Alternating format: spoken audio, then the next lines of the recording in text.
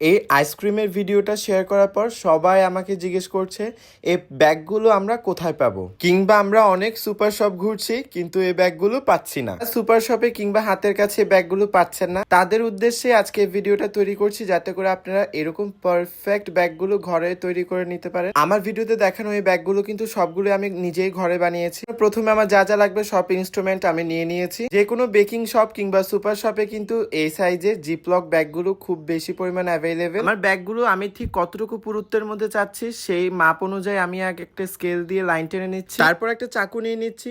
এমন একটা চাকু বাছাই করতে হবে যে চাকুর উপরে মাথাটা খুব বেশি পরিমাণ ধার, পরে প্রান্তটাকে গরম করে দেখেন আমি জিপলকটা কিভাবে কেটে নিচ্ছি। আমি চাকুটার উপরে কিন্তু কোনো শক্তি প্রয়োগ করছি না, এটা তাপেই পলিথিনটা কেটে যাবে এবং পলিথিনের দুই পাশটা খুব সুন্দর মতো জোড়া লেগে যাবে। এই কাজটা কিন্তু খুব ধৈর্যের কাজ। আপনারা যদি টান দিয়ে এটাকে ছিঁড়ে ফেলেন কিন্তু পলিথিনের দুপাশটা কিন্তু একদমই জোড়া খাবে না, তখন জিপলক ব্যাগটা একদমই পারফেক্ট হবে না। তাই চাকুটা একবার গরম করবেন, একবার কাটবেন, চাকুটা ঠান্ডা হয়ে গেলে আবার গরম করে আবার কাটবেন। দেখেন আমার জিপলক ব্যাগটা কিন্তু কাটা শেষ, কি পরিমাণ পারফেক্ট হয়েছে। এই ব্যাগটার উপরি প্রান্তটাও খুলে দেখাচ্ছি, দেখেন খোলার পর কি সুন্দর দুপাশ থেকে খুব সুন্দর মতো সিল হয়ে গিয়েছে এবং বাতাস ঢুকিয়েও দেখিয়ে দিচ্ছি, দেখেন একটু কিন্তু বাতাস বের হচ্ছে না।